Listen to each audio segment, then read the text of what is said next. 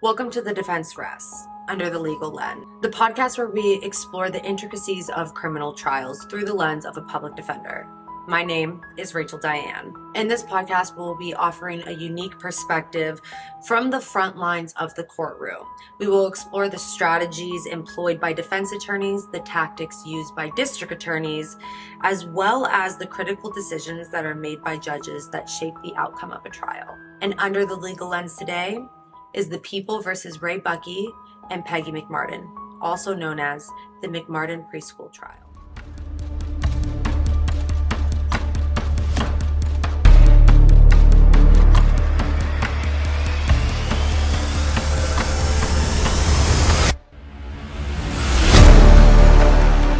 Summer of 1983, a woman by the name of Judy Johnson called the police to report that her 2-year-old son had been molested by teachers at the McMartin Preschool.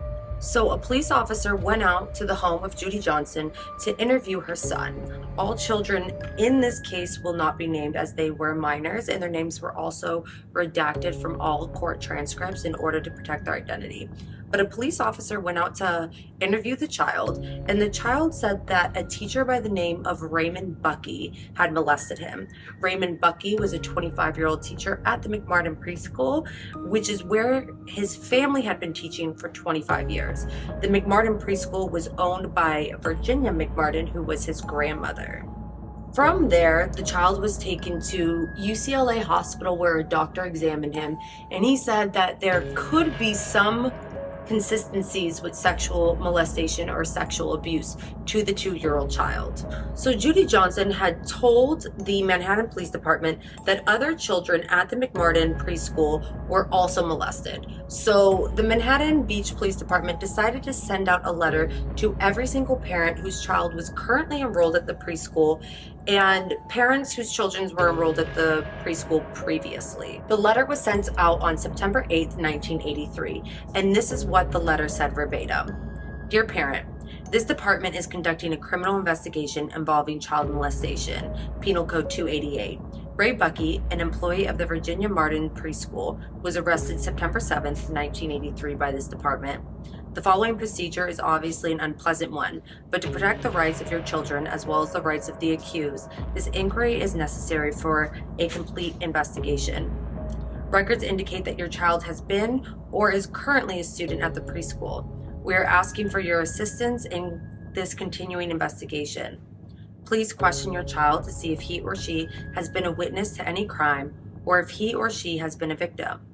Our investigation indicates that possible criminal acts include oral sex, fondling of genitals, buttocks or chest area, and sodomy, possibly committed under the pretense of taking the child's temperature.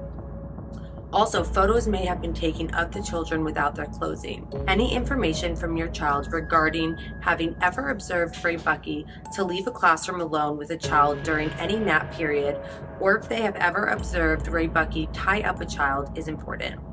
Please complete the enclosed information form and return it to this department in an enclosed envelope, stamped returned as soon as possible. We will contact you if circumstances dictate same. We ask you to please keep this investigation strictly confidential because of the nature of the charges and the highly emotional effect it could have on our community. Please do not discuss this investigation with anyone outside of your immediate family. Do not contact or discuss the investigation with Raymond Buckey, any member of the accused defendant's family, or employees connected with the McMartin Preschool. Then, in all capital letters, the letter said, there is no evidence to indicate that the management of Virginia McMartin's preschool had any knowledge of this situation, and no detrimental information concerning the operation of the school has been discovered during this investigation. Also, no other employee in the school is under investigation for any criminal act. Your prompt attention to this matter and reply no late than September 16th, 1983 will be appreciated.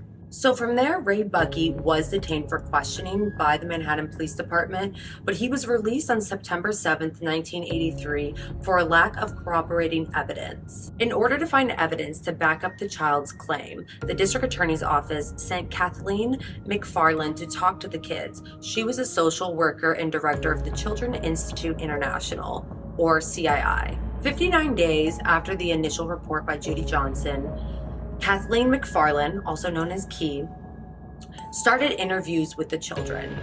She did this by using puppets. She was communicating with the kids through puppets and having the children communicate back with her through puppets. During one of these interviews, a 2-year-old girl told Kathleen that she had been abused by Ray Buckey. Kathleen from CII did over 400 investigations with children and parents, and at this point she began to inform about 360 parents that their child was a victim of molestation. After Kathleen began to form the opinion that the children were abused by Ray Buckey and other teachers at the McMartin Preschool, the children referred to CII's doctor, Astrid Hager. She was an expert in child abuse claims and examinations. She took photos of evidence of what she believed was blunt force trauma that was consistent with sexual abuse. These reports between Kathleen and the Dr. Hager was sent over to the district attorney's office for consideration and filing. On March 22nd, 1984, a grand jury in Los Angeles in the state of California issued a 105-count indictment against Ray Buckey, his mother, and 5 other teachers at the McMartin Preschool. So grand jury is different from a trial jury. A grand jury's sole responsibility is to meet in secrecy in order to decide if charges should be brought against a suspect.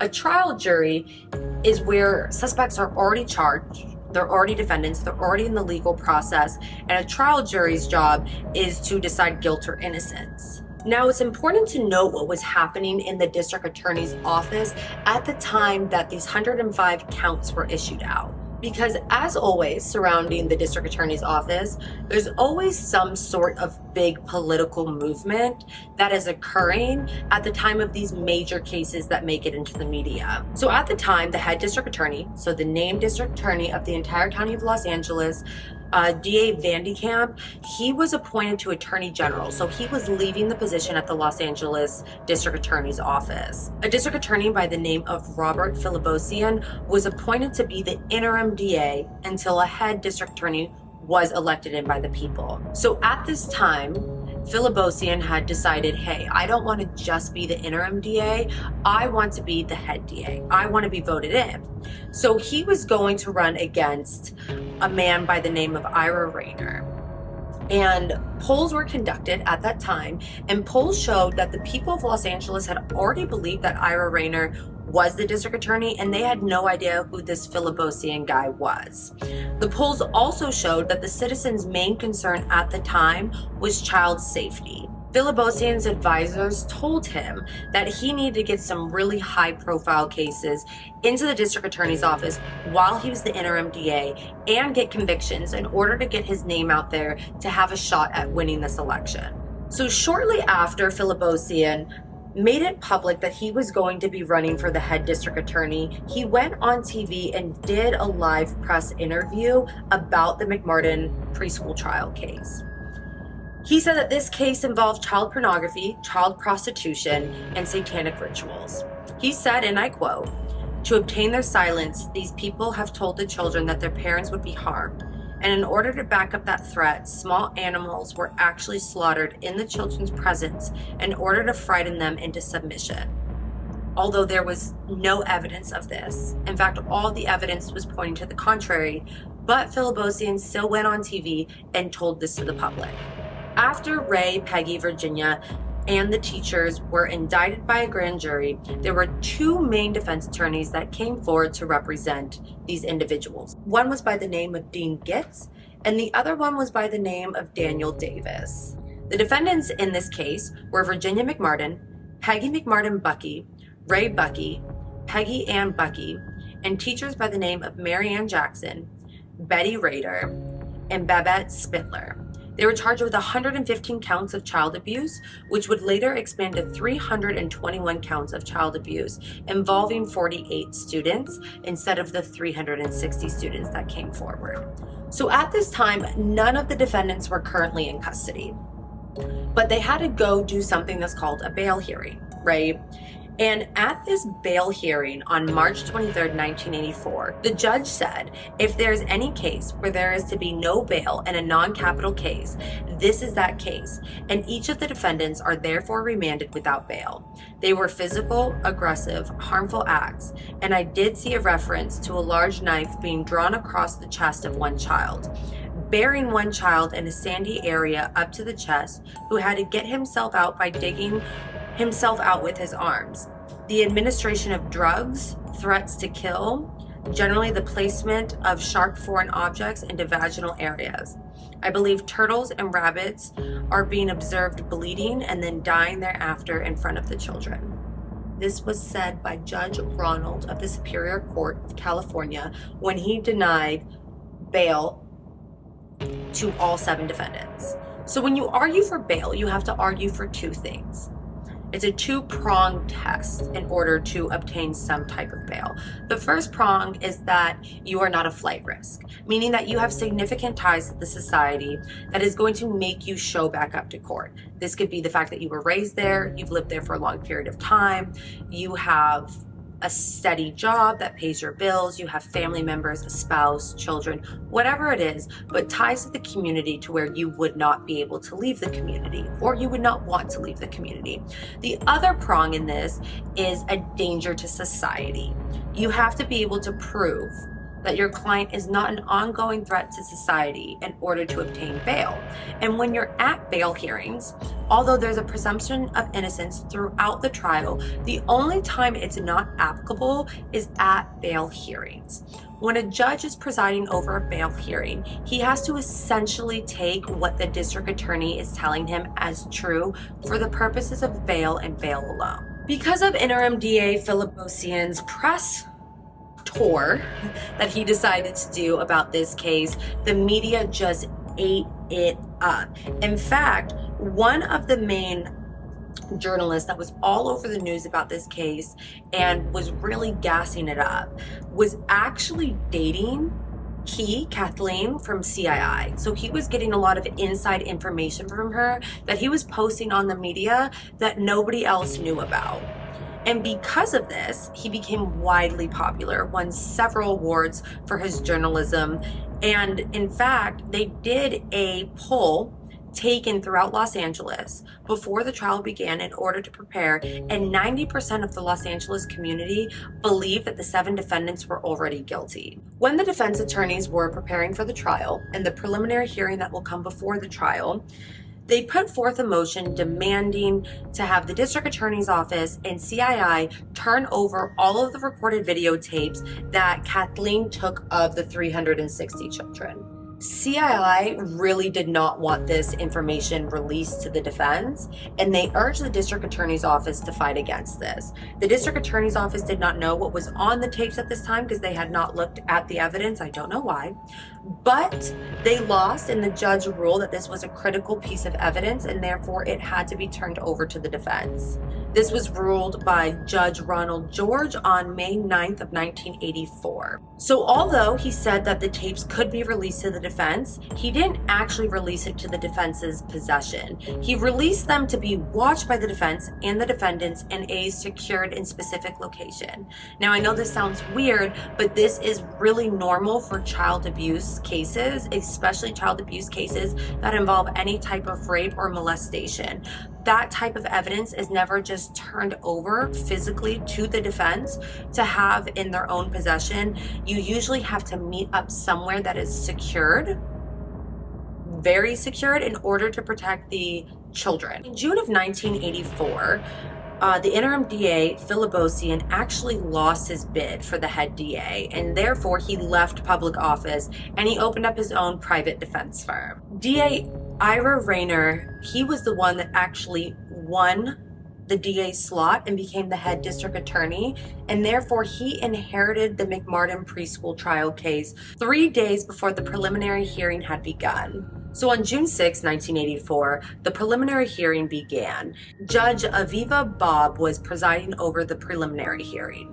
She wouldn't end up being the trial judge, but she would be the judge that was assigned to this specific prelim. So again, remember, the preliminary hearing began on June 6 of 1984. and it ended January 9th, 1986.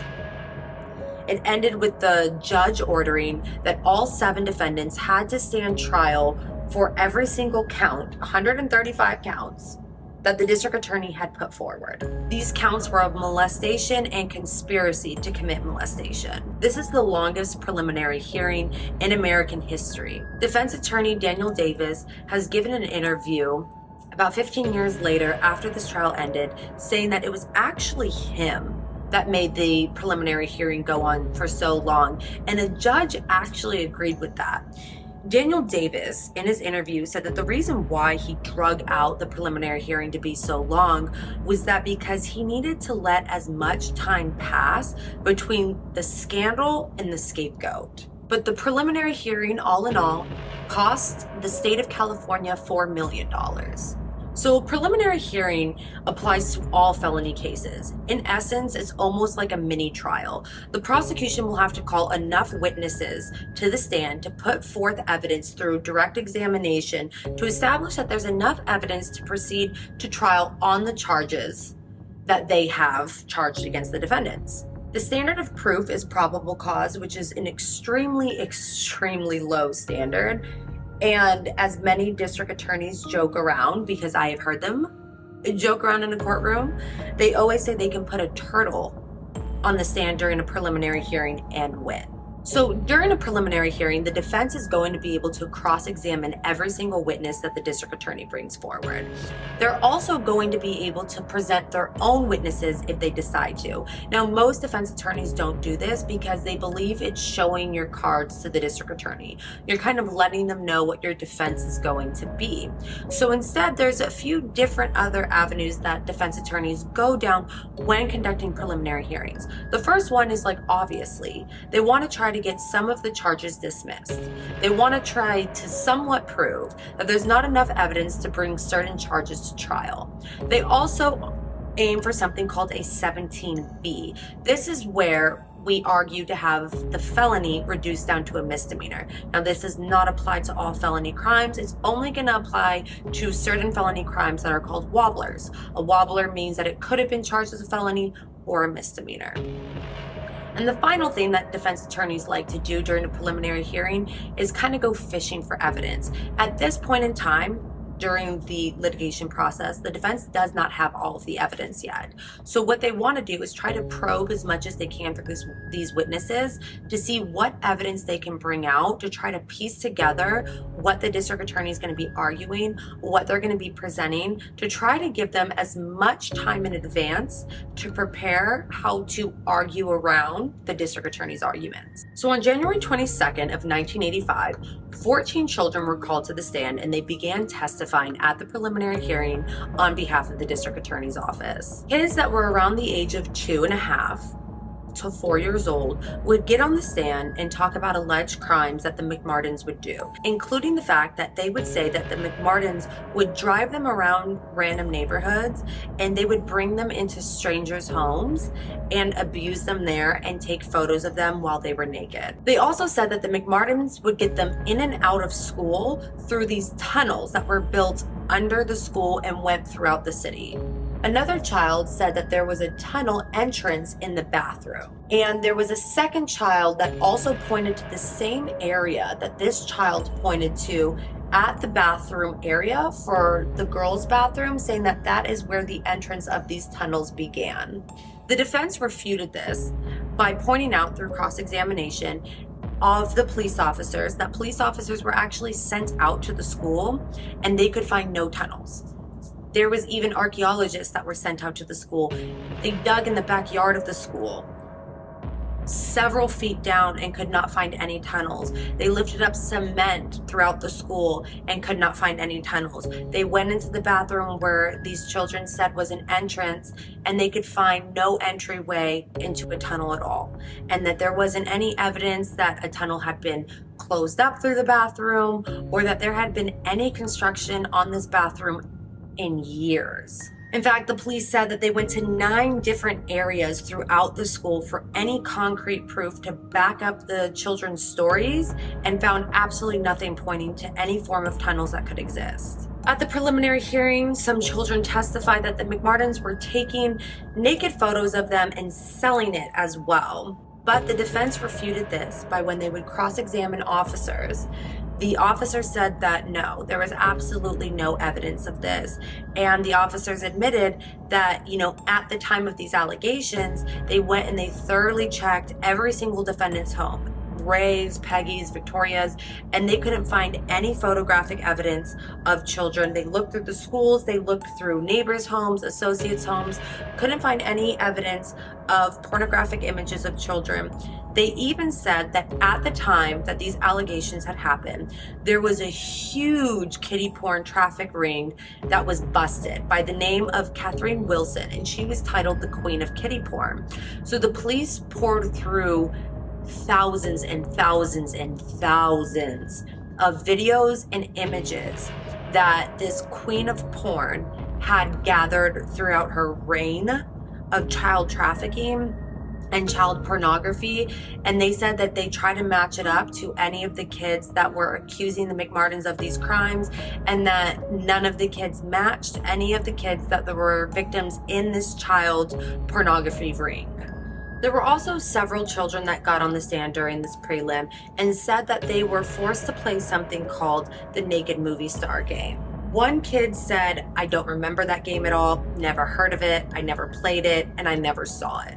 Although he said something different, apparently, to Kathleen at CII. Other kids said that they do remember the game, but upon cross-examination, all of their stories were extremely inconsistent. None of them matched up. And even on the stand, while they were testifying to remembering this game, they would constantly say, I don't know, or I don't remember, when trying to explain the game.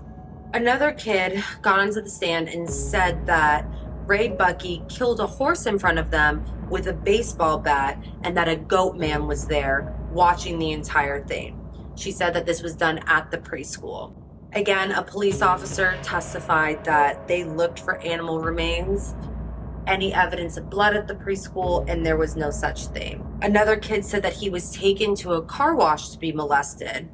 But then in the middle of that, of testifying that, he then switched and said actually he was taken to the airport and that he was flown to Palm Springs, and that's where he was molested. When he was questioned, well, was this an airport or a car wash?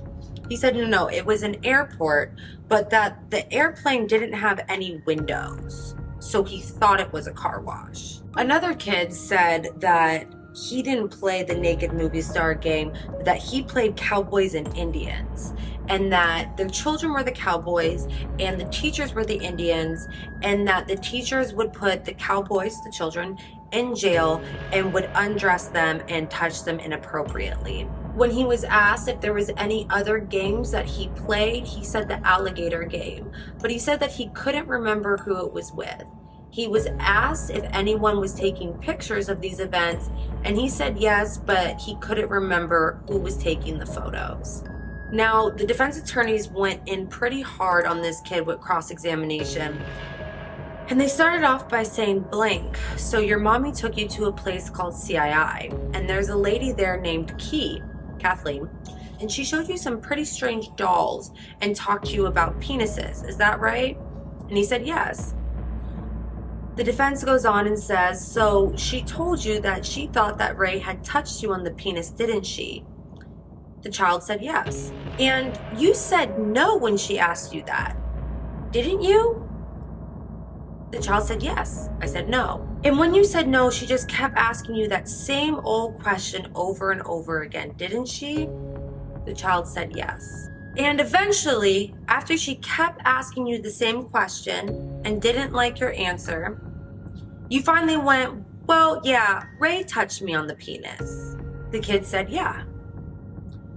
And when you first talked about this, blank, you didn't remember anyone taking pictures, did you? The kid said no. But then Mr. Stevens, the district attorney, he helped you remember that Miss Virginia took pictures, didn't he? And the kid said yes. The defense then went, and you did that because you knew he wanted you to say yes, right? The kid said yes. And he asked, and you thought if you didn't, it would make him sad. The kid said yes. And so the defense attorney goes, so you're telling the story that Kathleen from CII, wants you to tell? The kid said yes. The defense attorney goes, and the story that everybody talks to you about this case would like you to tell?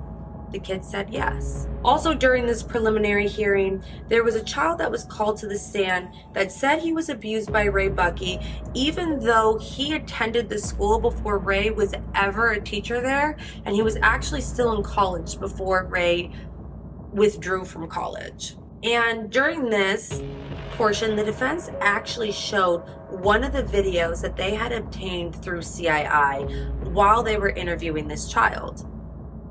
The video starts off by showing these dolls between Key and the child, and Key is undressing them to show the child the genitals of the dolls and where the genitals fit into each other.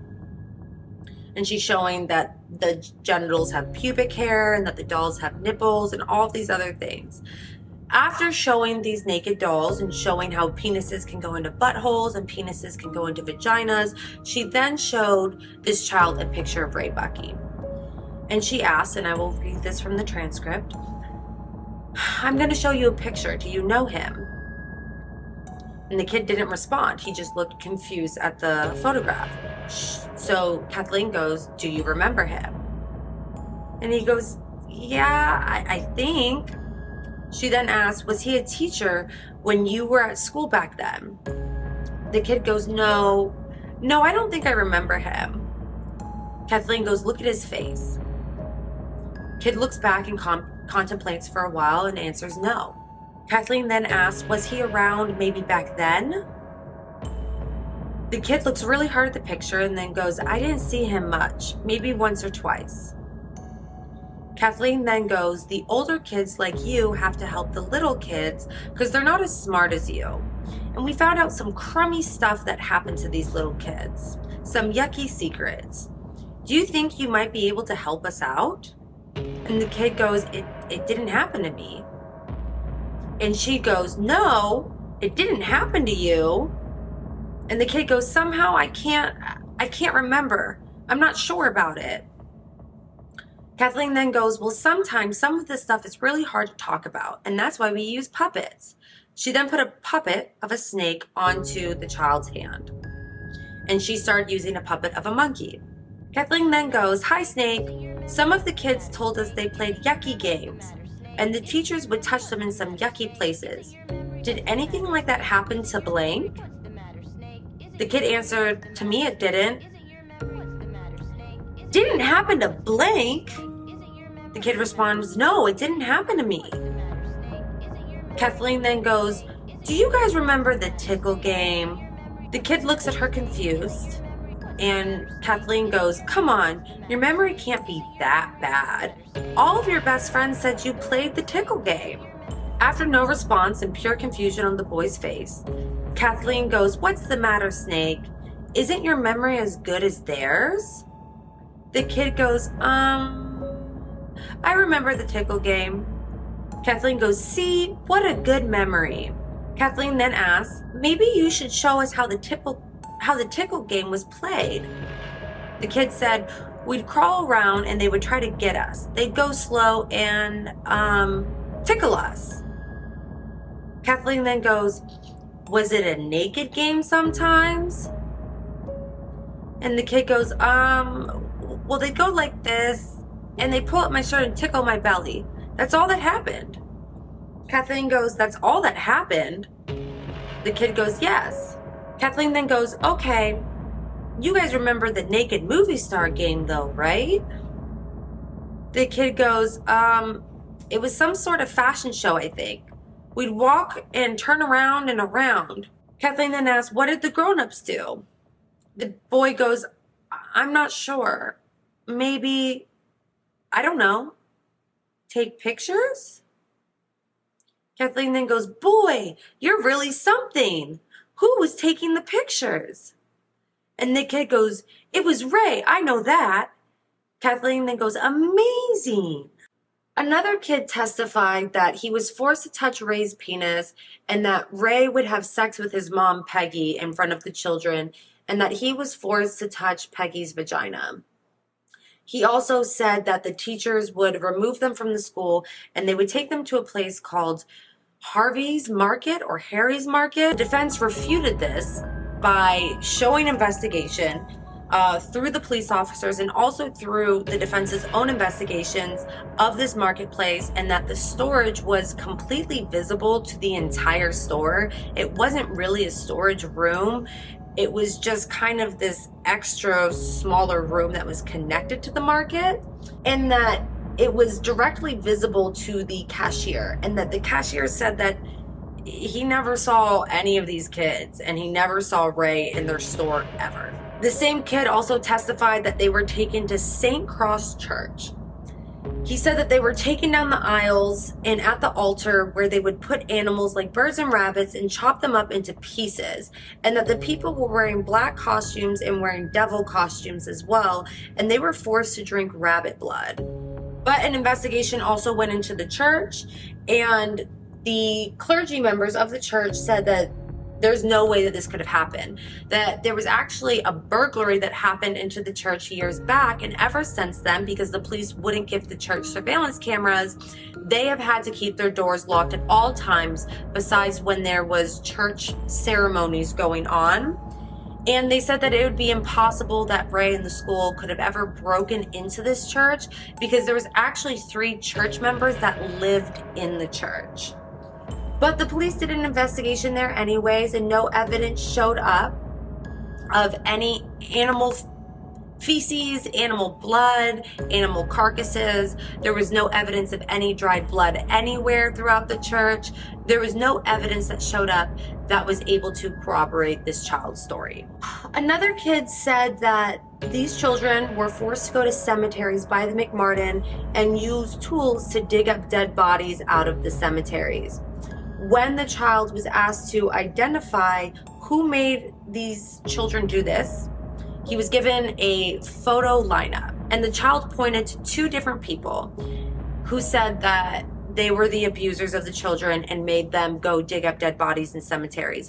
He pointed to Chuck Norris, which is an actor, and he pointed to the city attorney, James Hahn. So Glenn Stevens, who was the district attorney that was litigating the case at the time during the preliminary hearing, well, one of the 3 district attorneys that was litigating the prelim at this time, because of how terrible the preliminary was going for the district attorney's office, Glenn Stevens actually decided to, do his job and look at all these videotapes that CII had turned over to the defense, because the district attorney's office at this time never looked at the videotapes. They said that they didn't have enough time to watch 360 interviews lasting 2 hours each within a 2-month time span before they got to the preliminary hearing.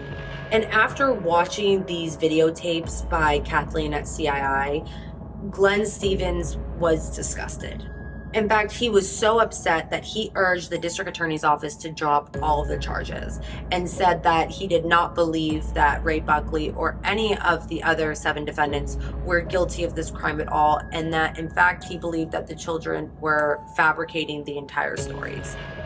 After urging the district attorney's office to drop the charges, the district attorney's office met with the chief prosecutor, Lyle Rubin, as well as the head DA, with about a meeting of 15 other district attorneys. They met in December of 1985. The district attorney's office agreed to drop the charges against 5 of the defendants, saying that there was not enough evidence at all, and it was completely lackluster to have these 5 defendants proceed with trial, but that they believe they can get convictions on Peggy McMartin and Ray Buckley. After the decision was made in December of 1985 to continue to press charges against Ray and Peggy, this is when Glenn Stevens decided to resign from the district attorney's office. He put in his resignation in January of 1986, and his last day in the district attorney's office was January 31st. So only a few weeks after they had this meeting, and the district attorney's office refused to drop the charges against Peggy and Ray. In fact, Glenn Stevens has gone on to several interviews, whether it be in the paper or in the media through television, And he said that he believed that the kids were confabulating, taking pieces of stories and stringing them together. He said on a live interview, and I quote, "I believe that the evidence is very flawed. Whether or not they're factually innocent is something that is always going to be open to speculation, but that I doubt anything ever happened at the school based on the evidence that I have seen." He also said that Key McFarland from CII could make a 6-month-old baby say he was molested. Now, Glenn Stevens' story does not end there. In 1987, Glenn Stevens was granted immunity from prosecution as long as he testified against the district attorney's office. So how this all came about was that there was evidence that was withheld from the defense by the prosecution. And this is called a Brady violation. A Brady violation is anything that violates Brady v. Maryland, which is stating that the district attorney's office absolutely has to turn over any exculpatory evidence to the defense. Exculpatory evidence is going to be any evidence that is favorable to the defendant. They had exculpatory evidence about Judy Johnson, who was the woman that called in the very beginning and started this whole investigation into the McMartins when she called and said that her son had been molested by Ray McMartin. There was a long list of district attorney notes on Miss Johnson. She made numerous phone calls to their office with several accusations that we are about to get into. And all of these were jotted down. And it was extremely favorable to the defense because, as we now know in modern times, this woman was most likely schizophrenic. But this evidence was never turned over to the defense until it is believed, it never came forward, but it is believed and insinuated by the defense team that Glenn Stevens was actually the person that sent it over to their office after he left the district attorney's office. Again, that's not proven. It has just been insinuated that that is how they eventually got this Brady material.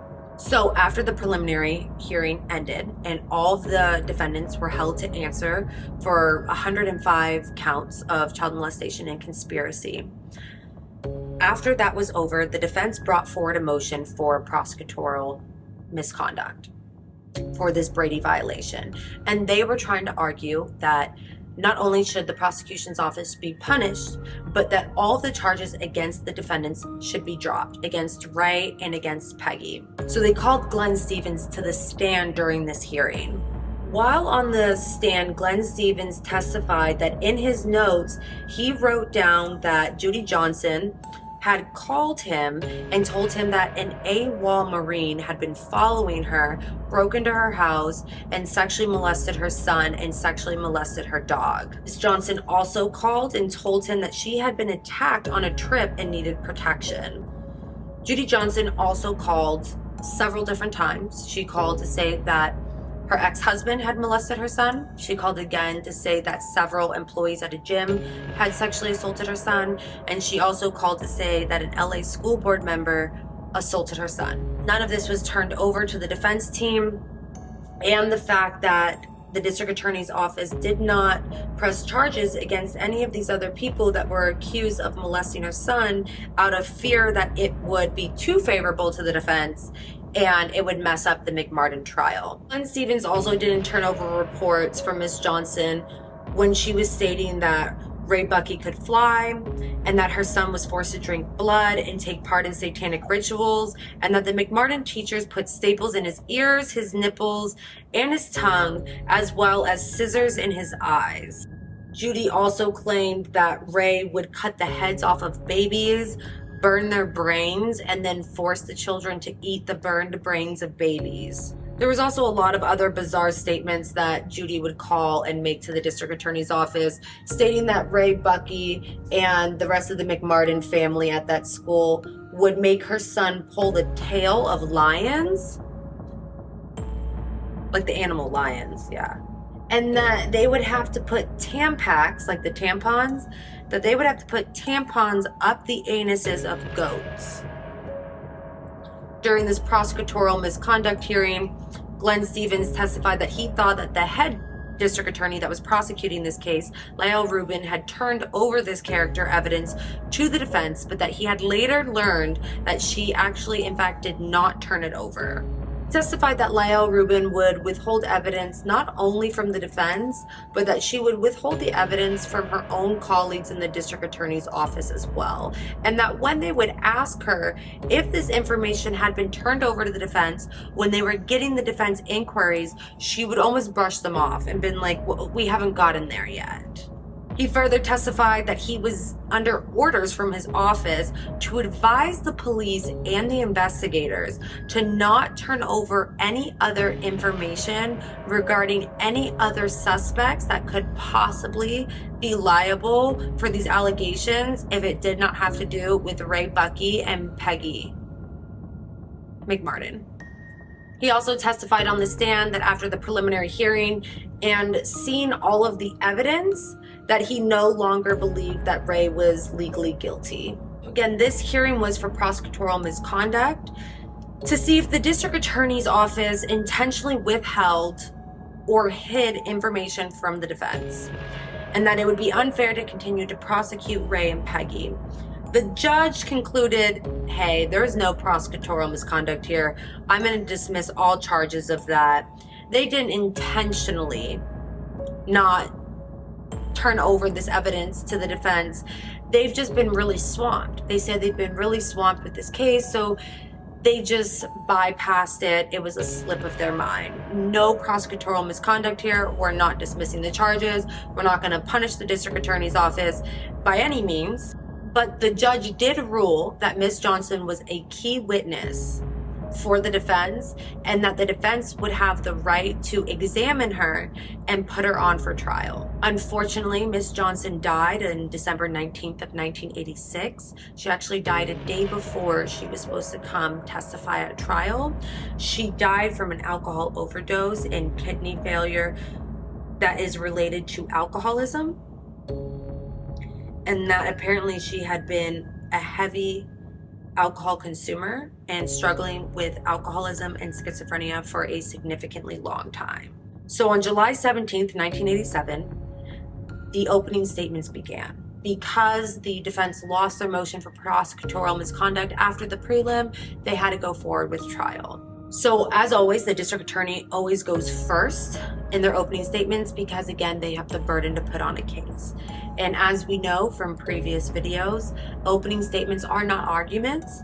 It is just the attorneys letting the jury know what they believe the evidence is going to show. I will read a brief portion of the opening statement by DDA Lael Rubin.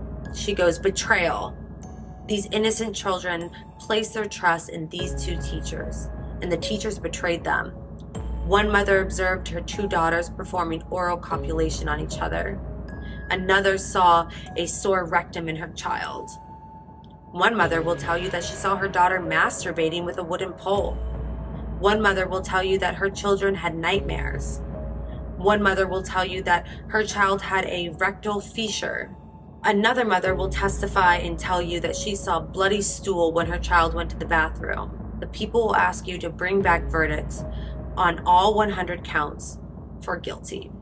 So Lael Rubin in her opening statement is really saying that this whole trial is about betrayal and trust, and that you're going to hear testimony from all of these mothers that their 2- and 3-year-olds started masturbating with wooden poles to satisfy themselves, and that their 2- and 3-year-old sisters were giving each other oral sex, and that there was a slight tear, a fissure in the rectum of one child, and all these other things. And she's trying to allude and put together the fact that after you hear all the evidence, you can only assume that children would be doing these things because they were sexually corrupted by these adult teachers that had molested them. So after the district attorney finished their opening statements, as always, it is now time for the defense.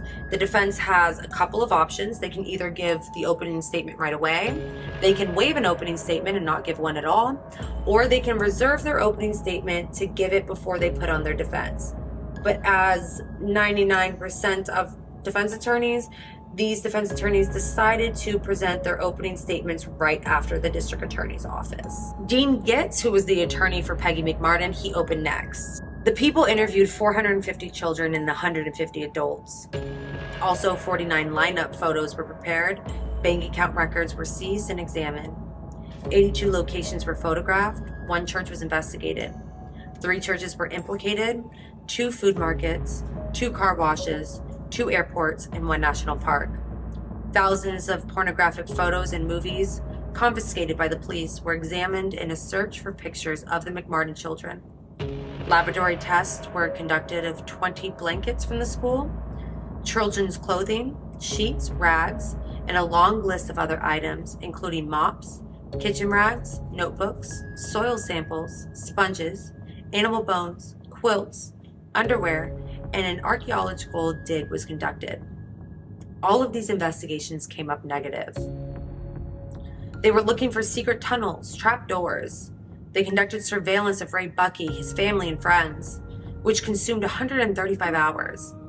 They consulted with a satanic expert, U.S. Customs agents. They contacted pedophiles. They checked real estate records, utility records, relatives, friends, associates of the Buckey family, and other possible offenders, vehicles, uncharged suspects. They attempted a pornography buy. All of this cost more than $1 million. The results? 0. But we believe the money was well spent. It was well worth it. Everything they investigated found nothing. This is all defense evidence, and it was well worth it by the state. Then Daniel Davis opened for Ray Buckey, and a portion of his opening statement goes as following. The evidence will tell you that Ray Buckey was not at the school at critical times of alleged molestation. He wasn't even working at the school when a boy who accused Ray was there. Miss Judy Johnson told the police that her boy was molested at a time when Ray Buckey was in jail. He, the boy, was interviewed on videotape by Dr. Georgia Powell. That videotape, well, it's disappeared. We were told that they, CII, were experts, that they had expert credentials. Key McFarlane's only credentials were a driver's license and a welder's license. That has to be one of the most iconic lines in any opening statement I've ever heard. So here the defense is trying to have the jury picture that this whole thing is a farce, that all the evidence that they're going to hear that was put on by the district attorney, well, there is none. They tried many times to get evidence and all of it came up as 0. So if there's no evidence to back up any of these claims, then why are you going to believe anything that the district attorney is going to put on? And why are you going to believe these stories of these mothers and these children when some of the children are saying that they were molested at a time that Ray wasn't even a teacher? He wasn't even in the city, or he was in jail already. So they're already planting reasonable doubt, and they're already trying to show the jury this is a witch hunt. There is no factual allegations that have been brought forward. Now we will get into the testimony of some of the witnesses that the district attorney put forward. One of the people they put forward was a jailhouse informant by the name of George Freeman, and he was a cellmate of Ray Buckey's for less than 48 hours. The district attorney asked him, "Did Ray Buckey tell you he left town?" George responded, "Yes, he did. He said he was told to leave town and took the pictures and films of the children to South Dakota. He was told to burn them, but he buried them instead." The prosecution then asked, "Did Ray Buckey say that molestation actually occurred in the preschool?" "Yes, he did, at nap time." "Did he tell you he used anything to help him molest the children?" "Yes, KY and baby oil." "Well, what did Ray tell you?" "He said he fucked a 2-year-old boy in the butt." "Did Ray Buckey tell you he took pictures to South Dakota?" "Yes, he did. Kids in sex acts." George Freeman went on to testify that Ray Buckey told him that he belonged to a church, but it was the kind of church that George wouldn't be able to get into because the church was actually a cult. He also testified that Ray told him that he slaughtered cows at the preschool in front of the children. It also came out on direct examination that Gil Brunetti, out of the district attorney's office, paid for George's first month of rent out of jail for his testimony against Ray Buckey, and that Dan Layden, a TV producer, told him that he could get a lot of money from a movie or a book deal for his information on the McMartin trial. On the first day of trial, during cross-examination, the defense was reprimanded pretty hard by the judge because the defense alluded to the fact to George that they knew that he was actually a murderer. and that he was one of the main suspects in a 1979 strangulation murder of a woman in Griffith Park, and that this information would be able to come out in trial and be used against him in order to convict him of murder. After this came out during the trial, the judge excused all the parties, called it a day, and reprimanded the defense attorney, saying that this was irreparable character evidence that was not allowed to be brought into trial, and that no jury member would be able to forget this information that he had brought forth, and that this was destroying character evidence. But there'll be no mistrial. There's already been too much money that's been spent on this trial, and they're going to proceed forward. But after the defense attorney did this, on cross-examination the first day, George Freeman failed to appear to court for his second day of testimony. And therefore, the sheriff's department was sent out to find him, where he was hiding behind a dumpster, and they dragged him into court to continue his testimony for the second day. So if you don't know, if you are under subpoena to come testify and you fail to show up, lawyers on the spot in court, when you do not show up, will ask for an immediate arrest warrant, and an officer will be sent out to find you and drag your ass into court. I've actually seen it happen. It's entertaining. So on the second day of testimony, the defense continued their cross-examination, but they were not allowed to touch the fact that George was one of the main suspects in a 1979 murder, as well as the fact that they were not allowed to touch the fact that he was also under suspect for assault and battery of several women. Some of the court transcripts for the second day of testimony by George on cross-examination go as following. Mr. Freeman, how would anybody in the world know how many times you've lied during this testimony or testifying at all? George goes, only God. You were an informant in the Bailey case, weren't you? And you lied in front of the jury. Did you consider that a serious lie? George goes, I had my reasons. The defense then goes, I'm going to list cases in which you committed perjury. He then listed a bunch of cases that George had testified in as a jailhouse snitch. Those cases are redacted from the record for protection of George. The defense, after reading those cases, goes, is there any case in which you didn't perjure yourself? George responds with, I don't know. The defense then goes, the DA Watts used you as a witness after he knew you lied, didn't he? George goes, yep, he did. The defense then asks, in the Bailey case, did you get up, lie, and say he made a confession like you did in this case? George responds with, yeah. Mr. Friedman, do you have any credibility in your own opinion? George goes, nope, I have no credibility. The district attorney also called Dr. Astrid Hager from CII to the stand. She was the one who took the pictures of the children in the McMartin Preschool Trial. She introduced this practice of taking the pictures as something that she referred to as, and keep in mind I'm not a doctor, so this word is really hard for me, colposcopic slides, which essentially is photographing the genitalia of children who are allegedly abused. She showed the slides in court, and she tried to show where she found scars. And she said that these scars were from blunt force trauma that is consistent with sexual abuse or molestation. She took a red marker and she would circle all of the areas that she saw blunt force trauma that to her indicated sexual abuse. Two more medical doctors from CII also took the stand, and they testified that they concurred with Dr. Hager, that there was evidence of molestation and that there was evidence of blunt force trauma. But when the defense got up there and he asked the doctors to circle the parts where they saw blunt force trauma that correlated with sexual abuse, all three of these doctors circled completely different areas. Now keep in mind, when you are testifying as a witness, you're not allowed to be in the courtroom at all unless it is your turn to testify. So none of these doctors knew where the other doctors were circling, but none of them could conclude together on any of the areas that they believed showed scars of blunt force trauma.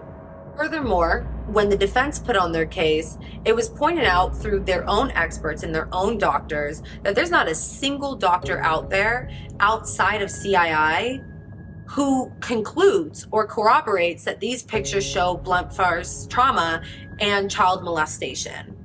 So a young girl was called to testify to the stand by the district attorney's office, and she testified that when she was 2 or 3, she was forced to play the naked movie star game by Ray, and that he would touch her genital area.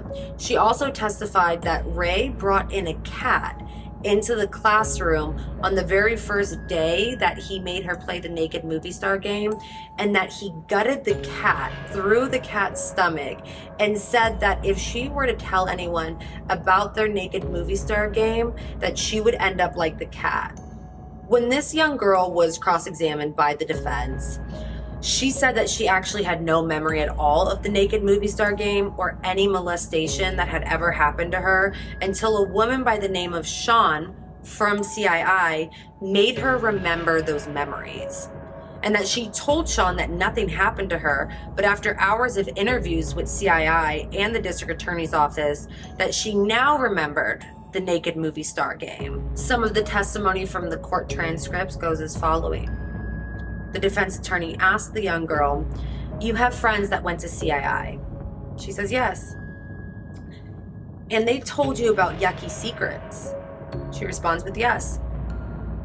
"And you told your parents that you didn't remember anything bad happened at the preschool, and one time they offered to take you to CII, and you said that there was no need because nothing happened?" She goes, "Maybe. I don't really remember." The defense then asks, "Did your parents tell you something bad happened at the school?" She said, "Yes."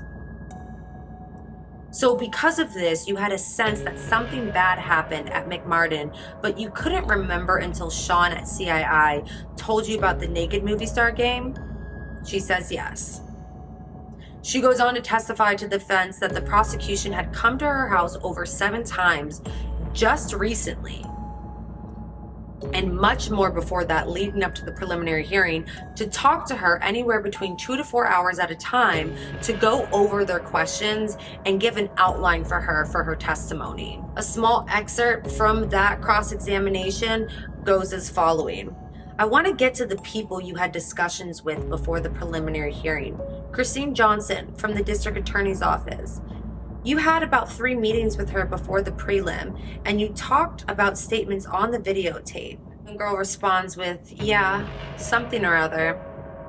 The defense then asks her, "And you were preparing for your testimony so that you would know what to say. Didn't you prepare so you would know what to say in court?" She goes, "I don't know. It was more like, I guess I knew what was going on." The defense then asks her, "Did you do the same with DDL Lyle Rubin?" The girl responds, "She asked me things I wasn't too sure about. She said names and, well, I didn't even know who the person was." The girl goes on to say that Lyle Rubin would tell her answers and to quote unquote, just answer it like this. And then that way everything would be okay. On direct examination, she testified that she was brought to Peggy's house where she was molested. But on cross-examination, she testified that she actually couldn't remember if the house she was brought to was Peggy's house, and that she only knew that she was taken to Peggy's house because the district attorney, Rubin, was talking to her and showed her pictures of the house and telling her that is where she was taken to. She said she couldn't name a single child that was also playing the naked movie star game at Peggy's. So the defense asked her, "When you say you were taken to Peggy's house, is that just a guess?" The girl answers, "No. Key from CII said so." She was then asked by the defense, "You described touching and then you changed your testimony. What caused you to change?" The girl responds with, "Well, because I'm not sure what happened." "When you got the transcripts from DDA Lael, did she tell you how to answer the questions with tabs? What were the tabs for?" She says, "Yes, she told me how to answer. They pointed things out like smart answers." "Was Lael going over the transcript and telling you how to answer?" The girl says, "Yes, sort of."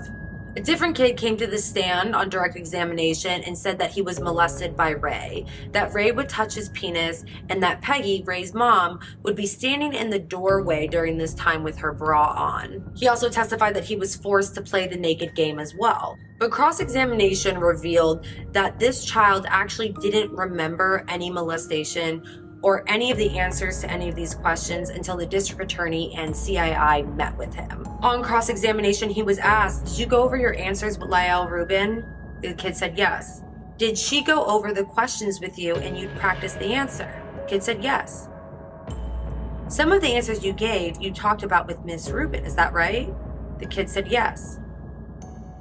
"Did you practice the name of the teachers with her?" The kid said yes. The kid was then asked, "Was there a time you forgot about the molestation?" The kid said, "I forgot everything." The kid was asked, "Did all of the grown-ups help you remember?" The kid responded with, "Lyle," referring to the district attorney. He was then asked, "How about the puppet lady? Did she help you remember?" The kid said yes. "Is it fair to say you didn't remember anything about molestation?" The kid said yes. "Did your mother tell you that you were molested at the preschool?" The kid said yes. "Did she tell you that other children were also molested at the preschool?" The child said yes. "Did you believe her?" The kid said yes. He was then asked, "Do you remember over 20 adults telling you what had happened to you?" The child said yes. He was then asked, "Do you remember any hand touching your penis by Ray?" The kid says no. He was then asked, "When you went to the preschool, Ray was not a teacher, was he?" The kid said, "I don't think so." The defense attorney then read some of the transcripts to the child of the child's video recording with Kathleen from CII, or Key or K. The children refer to her in several different ways. Kathleen goes, "Was the game some sort of tricky game?" The kid responds with, "I don't think Ray did anything." Kathleen goes, "Pac-Man," because he had a Pac-Man puppet on. "Pac-Man would be glad to remember the tricky games." The kid goes, "Not of me." Kathleen goes, "Other kids?" The kid responded, "I never saw that. Ray never touched me." Kathleen goes, "Oh, Pac-Man knows all the secrets." The kid goes, "I don't know any secrets." Kathleen goes on, "We know the sneaky game." She picks up the puppet and places it on top of another doll and goes, "Can you show me the sneaky place?" The child points to the doll's stomach. Kathleen goes, "How yucky. Any real sneaky place? Someplace that's private?" The kid goes, "Maybe in a wiener?" Kathleen goes, "How well you remember. You've done a real good job." She goes on, "Did you see Ray's penis?" The kid goes, "I don't know." "Did anyone pee in your mouth?" The kid goes, "I don't know." "Did Ray put his penis in your mouth?" The kid goes, "Yes." She goes, "But did it happen more than once?" The kid goes, "I just have one picture. I see Ray." "What is Ray doing?" "He's sticking his penis up in me." "Did you have your clothing on?" I don't know." "Did he say anything?" I don't know." "When Ray did this, was it hard like a stick or limp?" I don't know." "Have you seen a hard penis?" I don't know." "Did anybody put something yucky in your mouth?" The kid doesn't respond. "Can you remember?" I'm not sure." "How about a finger in your butthole?" "Yes." "Boy, I bet it did. How smart you are. See? Did anything come out of Ray's wiener?" The child didn't respond. "What did the stuff taste like?"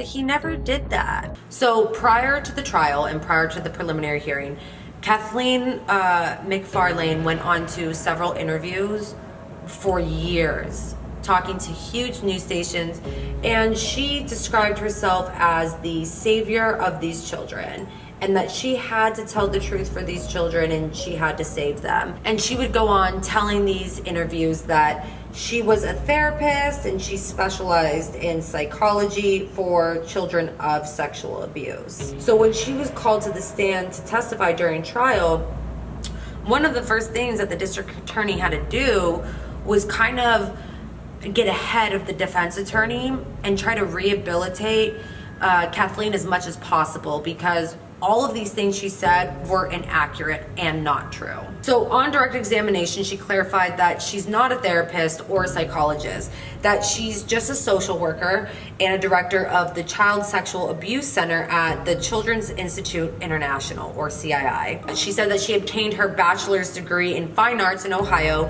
before switching it over to social work. She said that she received her master's degree in social work in 1947, and she went on to testify that she oversaw a number of programs that were funded by the federal government while working for the National Center on Child Abuse and Neglect in Washington, D.C. She said that eventually, while working in D.C., that her title evolved into a child sexual abuse specialist.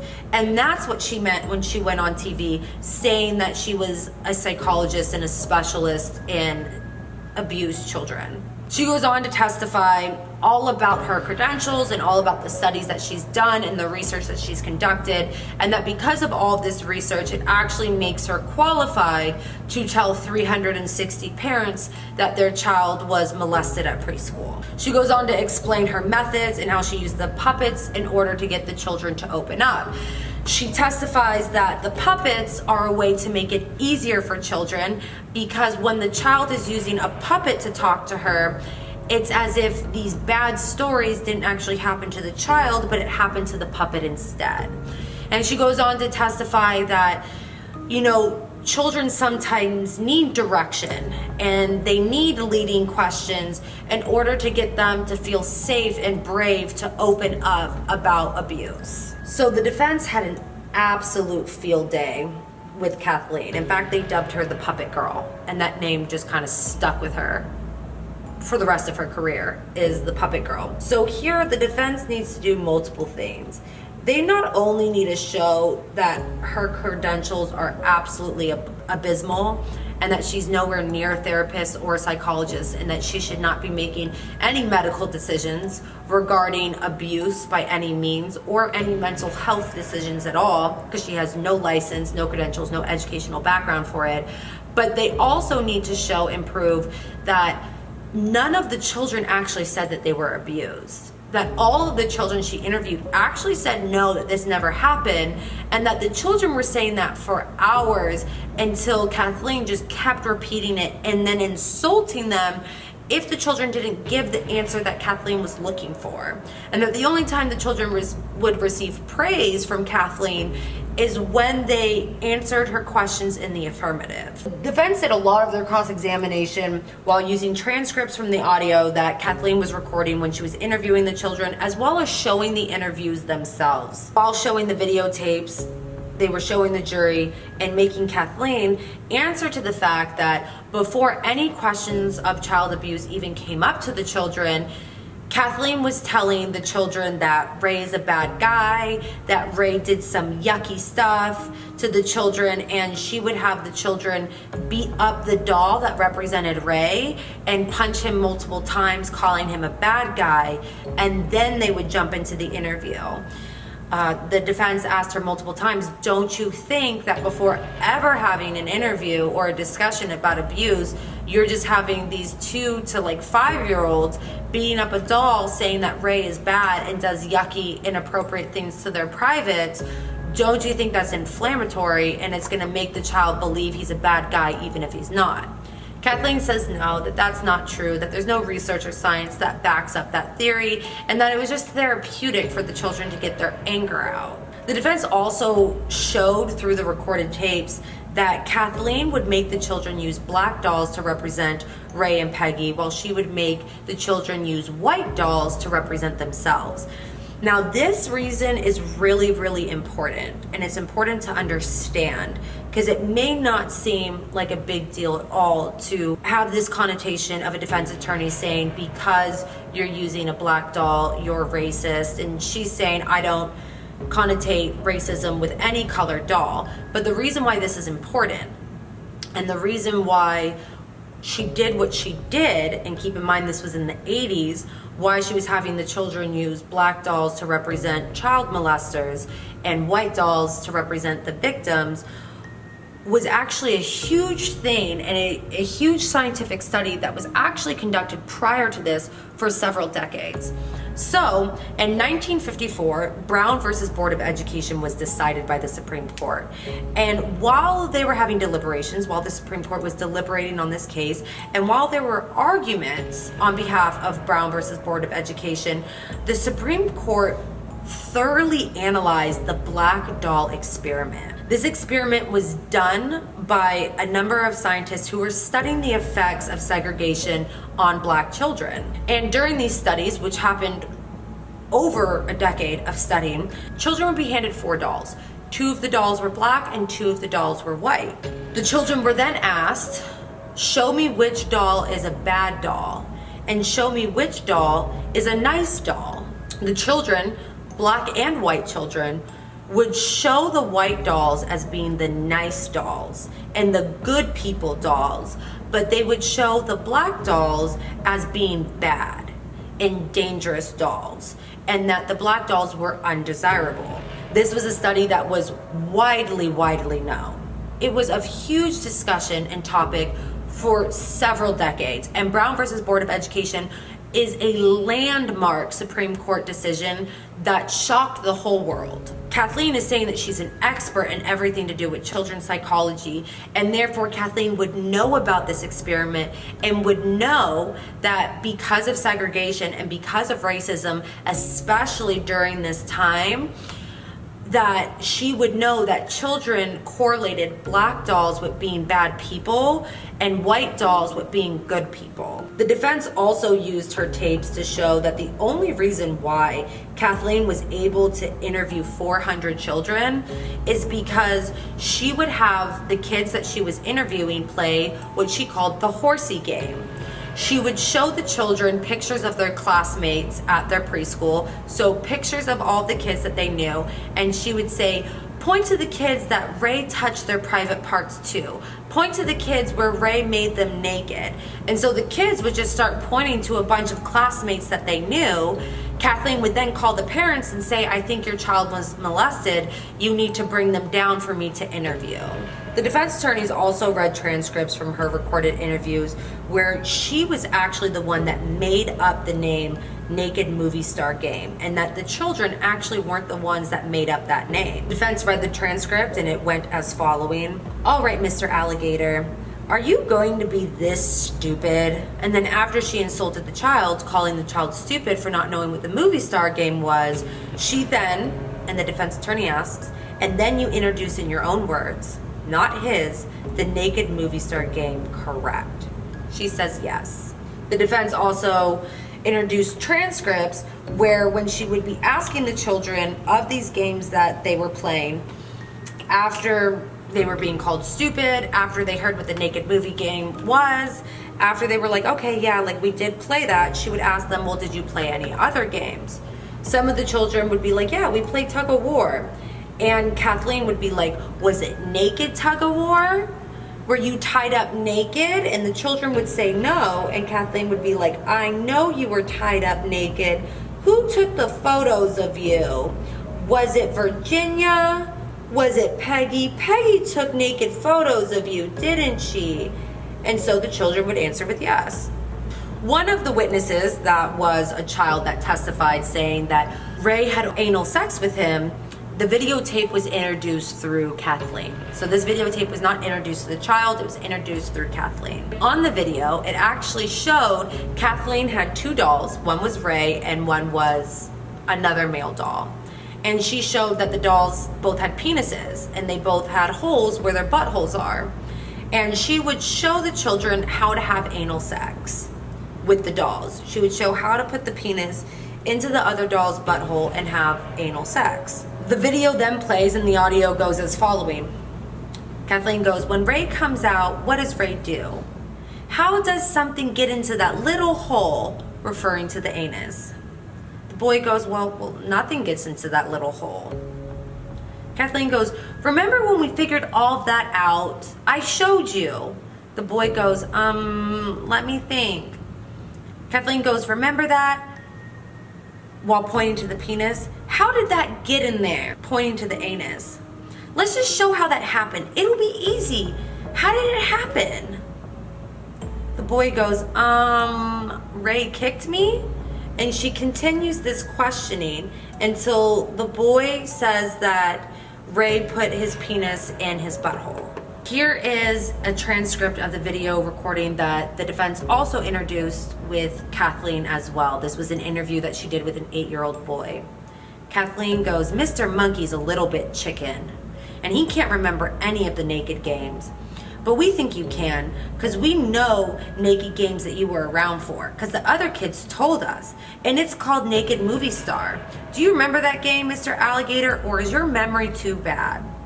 The boy goes, I don't remember that game. Kathleen goes, oh, Mr. Alligator.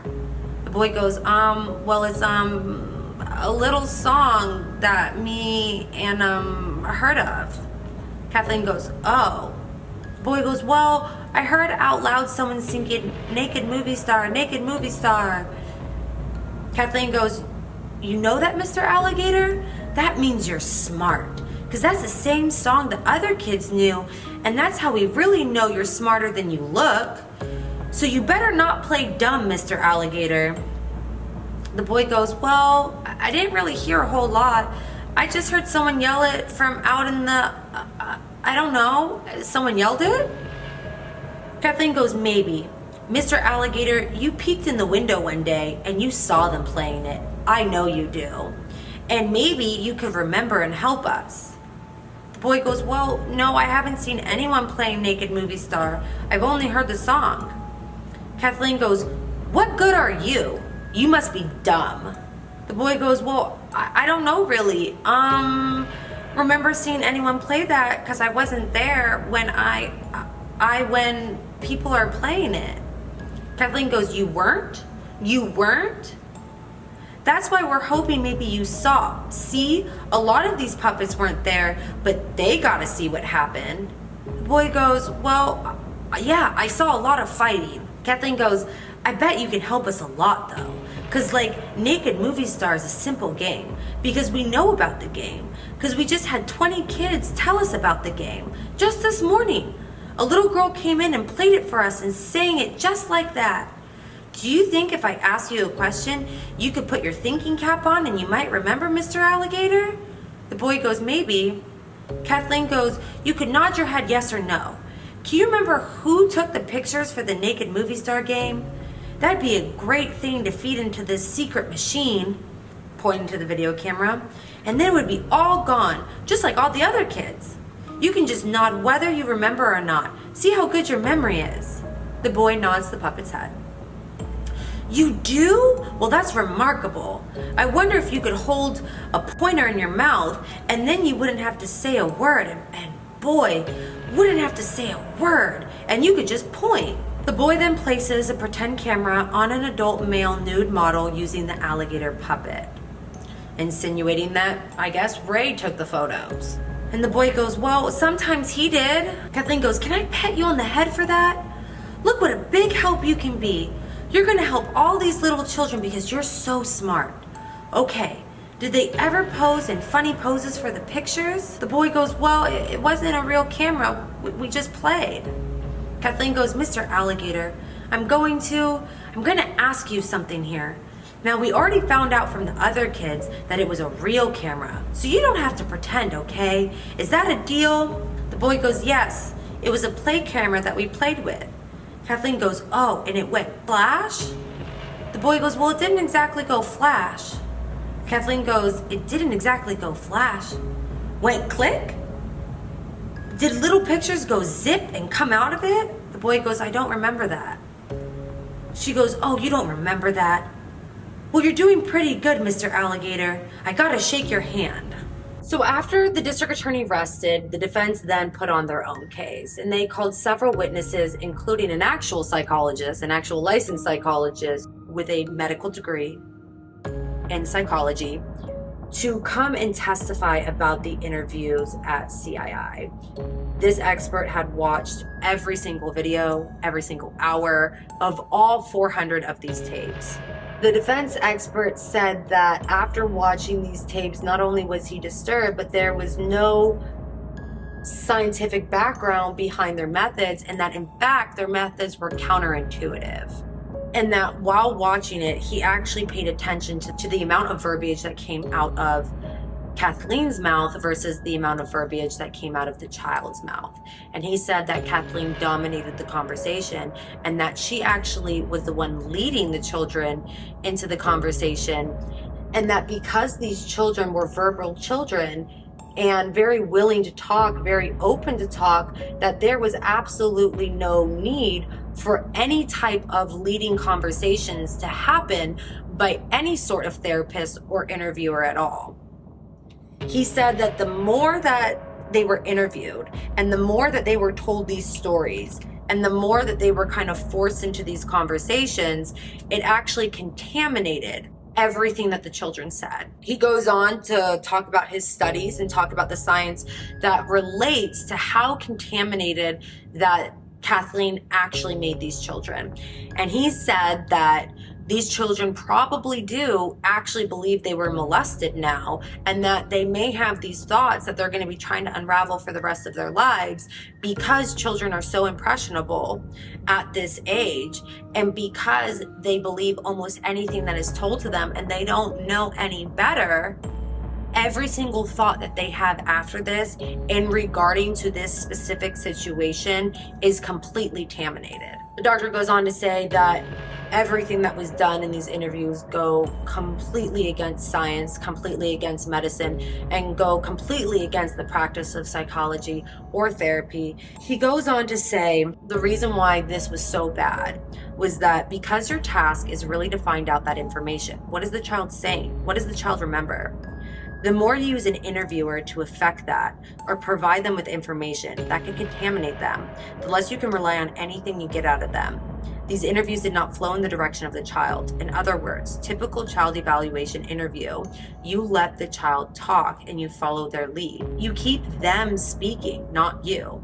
In these interviews, the kids were all machined through the exact same process. Towards the end of that process, they were being asked very direct and almost coercive questions about sexual behavior. At those times, some of the children became fairly nonverbal and were simply pointing, and did so in somewhat of a passive way and sometimes even in a questioning way. He said that all of the CII interviews were extremely problematic. The doctor said after watching all of these tapes from CII, he has come to the conclusion that he is going to refer all of their questioning and their style to something called a script. He was asked, well, why do you call this a script? And the doctor said, the reason I called it a script is that in interviewing children, the focus is on the child. The opposite of following the child is following some kind of predetermined program. I use the word script for that to refer to that program, but I also use the word script because even word usage by the various examiners with the various children was very close. It was almost as if they were all reading a script. He said that there were several things that were wrong with this script. First is that there does not appear to have been any consideration for the cognitive development of the children. Second, there's no consideration of the relative brightness of the children and the relative fluency of the children, the sex of the children. They were all considered, at least by implication, as homogeneous mass that you must treat the same way. The doctor goes on to just absolutely rip this entire interview from head to head.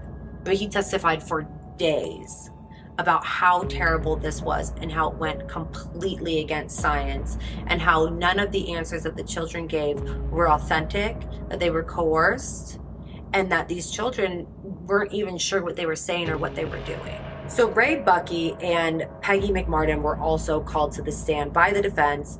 Both the defendants decided to testify in their own trial. Both of their testimony was extremely similar, just saying, this never happened. Like, I wasn't even here for some of the kids saying that I did this to them. I wasn't even in the state. I wasn't even at the school. They were pointing out they've never even had a speeding ticket in their life, let alone a criminal charge. The prosecution really aimed at Ray Bucky, saying that he wasn't able to have sex with women and he wouldn't be able to get it up for women, and that he could only get a hard dick, an erect dick, for children. Where Ray was refuting this, saying, no, I have had sex with women before. And then the prosecution tried to point out there was this pornographic image that Ray was looking at when the police came to arrest him, and that he ripped up the image and he threw it in the toilet and he tried to flush the quote-unquote evidence away. But the image was of adult porn. It was of an adult male giving head to an adult female. And Ray said the only reason why he ripped it up and threw it out was because he was scared that the police was going to do exactly what the district attorney's doing now, try to make him this sexual deviant because he's an adult man looking at adult porn models in a Playboy magazine. So after 3 years, you heard that right, after 3 years of testimony by witnesses from the prosecution and the defense, both parties rested.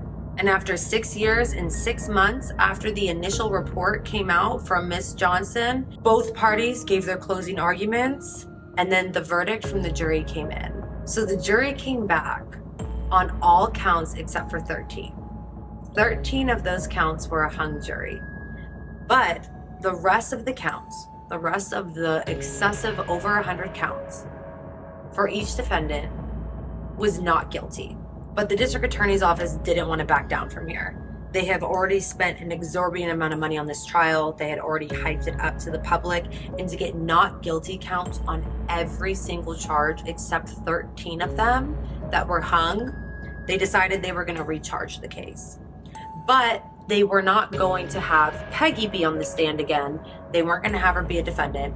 The only person that they were going to be charging with those 13 counts that were hung was Ray. So we all know what double jeopardy is. And double jeopardy is that you can't be tried for the same charge multiple times, right? You can't be charged more than once. Once a jury is sworn in, once a jury is sitting its ass down, you cannot bring those same charges over again, unless it's in different jurisdictions.